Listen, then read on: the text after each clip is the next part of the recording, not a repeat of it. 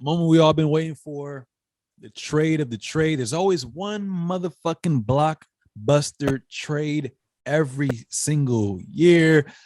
Ben Simmons for James Harden, but it even dove a little deeper into that. So to give you full context of the trade in a nutshell, the Sixers landed James Harden in exchange for Ben Simmons. So the 76ers not only got James Harden, they got Paul Millsap, and the Nets got Ben Simmons with Seth Curry, Andre Drummond, a 2022 first round pick, and a 2027 first round pick as well too. Crazy trade. I guess I'm gonna let it go to you. How do you feel about the trade summarized? I love it for the 76ers only on the aspect of you get rid of Simmons and you get Harden and you immediately get better. That's pretty much it. Paul Millsap being in this trade was really just like Paul Millsap wants to go to a contender and you just give it to him. This wasn't a contract thing. He didn't have a big contract. This wasn't a thing of the 76ers really want. Maybe they did really want him because him as a four instead of Drummond coming off the bench, you can't put Drummond and Embiid in the game as at the same time. So when Tobias goes off the court, you can literally just put Paul Millsap in the game and it makes more sense. I guess now that I've said that, it really was a good move for getting both of them. That's pretty much it on that aspect. I do think they lost this trade, if you're going to ask me. Simmons is a talent that I believe I am now a Ben Simmons guy. For anybody that doesn't know, I'm a Kyle Kuzma guy, Tyler guy, now I'm a Ben Simmons guy. I think he could really change his game when he gets to Brooklyn. He just touched down in Brooklyn today. Today is Monday. They said he's going to start practicing. He should start practicing Tuesday, quite possibly. They didn't have a timetable of when he's going to actually start playing, but they won the trade because they just got Seth Curry to pair with Kyrie and Ben Simmons and KD, get size and Drummond. Maybe he starts, maybe he doesn't, but you still have a guy that can come off the bench and be somebody that, when you go to play the Nets, you're not just going to say like, hey, we're going to go down low and nobody's in the paint for real. I mean, Drummond's not the guy. He's never really been the craziest center in the league. When he's with the Pistons, I think he was averaging a mad amount of rebounds. I think he won that award that a couple of years. He's not the guy he used to be, but getting 2 first-round picks was insane out of this deal. 2022 pick, you can do whatever you want with that because you know if Kyrie's going to sign back or you haven't even offered him a contract. You don't know if he's going to even really play as much as you really want him to. Simmons, if he doesn't pan out, well, he's going to pan out defensively and playmaking. If he doesn't start shooting, you can probably get rid of him in the offseason because there's a lot of teams that want him if he does play.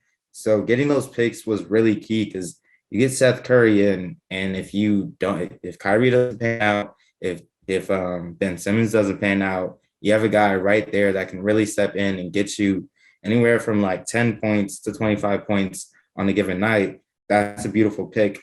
So if you're going to ask me, I think the Nets won this trade in the long run because I think Simmons, Kyrie, Aldridge, KD, and probably Curry, that starting five makes a lot of sense to me. So yeah, I think they won this trade. Interesting. Very, very interesting as well, too. So got a couple things to say. Yeah. So I agree with you. If you're talking about who won the trade in the now in the present day, obviously that's kind of subjective in a sense as well, too, depending on how you view things.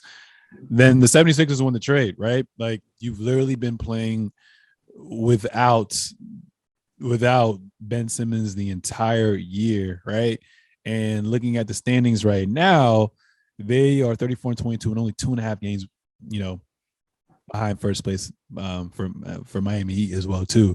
So having Ben Simmons not play all year and Joel Embiid's able to have you 2 games out of first place, and you get a superstar talent in James Harden, obviously you won the trade for sure. And the fact that they were able to keep Tybal and Maxey, that's great as well too, because you have another combo guard who can only learn and be that 6 man now. If they decide that they just want to go defensive and just have Tybal, with Danny Green, with Tobias Harris, Harden, and Joel Embiid. I can see that probably being the starting lineup as well too. So now you have someone who can be that energizing, like a Tyler Hero off the bench as well too. Mix and matching with him and Shake Milton when he gets back. Paul Millsap, obviously, you wanted to be somewhere where he can be someone of value to a team. So I didn't like how they lost Drummond because Drummond was huge for the 76ers. So now I'm thinking, with us being in a small ball society, is Paul Millsap going to move to the 5, being that he's 6'7", about 260? Or are they just going to kind of, play the guy from Western Kentucky, Charles Bassett, or try to get someone in the buyout? I'm still trying to figure that out. And given Joel Embiid's history, Drummond was good for them. So I want to see what happens from the front line perspective with them. But I mean, there's no excuse, not to obtain what they want this year as well too. Now, like you said, in the long run, I'm going with the Brooklyn Nets as well too. The reason why I'm not going with them now, obviously, both teams are going to have to get used to adding their newly, new star on their team. Right, But right. only 20-something games with Ben Simmons, who hasn't played all year. I don't know what to expect, but I think Ben Simmons is one of those talents where he's kind of like a LeBron, where he's a playmaker first and foremost. So he's going to generate a lot of open shots for all these shooters that we just mentioned. KD, Kyrie, Joe Harris going to come back. They got Seth Curry. They got Patty Mills now. They have a lot of definitely, some solid knockdown shooters. And with the trade that they kind of got with the Nets, they kind of showed up on everything. They needed a decent rim protector and lob threat in Andre Drummond, which they got.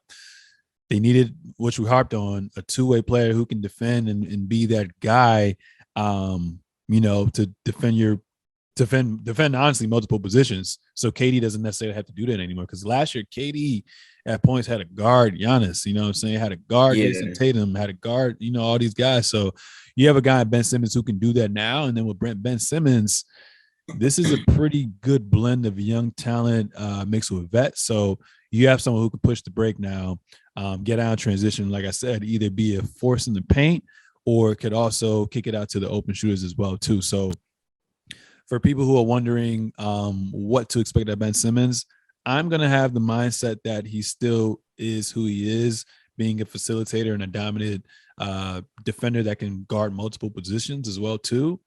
Until I see him start to take those steps at taking the mid-range shot, taking these corner threes, I'm going to accept him for who he is.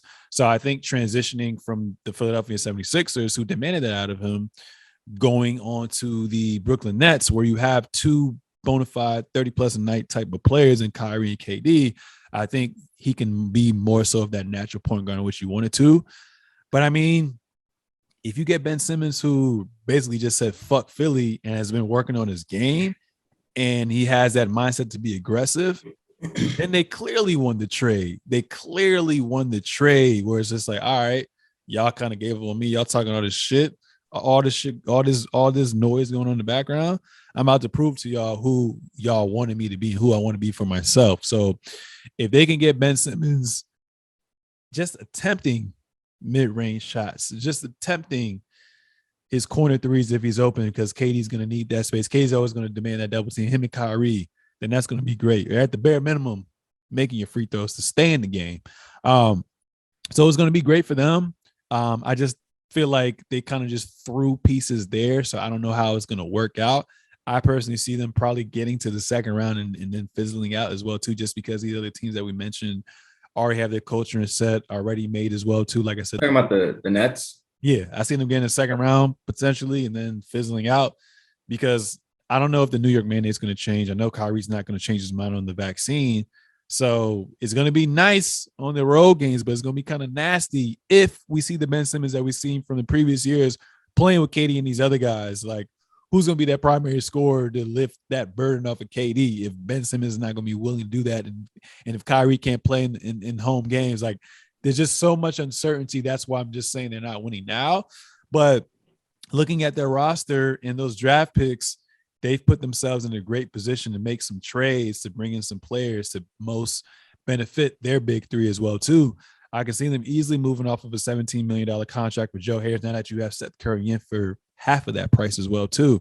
So they have some pieces that they can kind of move around and build for the future. So this year, we're going to see glimpses of what they can be. But next year, when they have a better construction of their roster, and hopefully, I think they can move away from Steve Nash, in my opinion. I think the Brooklyn Nets are going to win in the long term for sure. But right now, I'm definitely going with Philadelphia 76ers in the now, right now.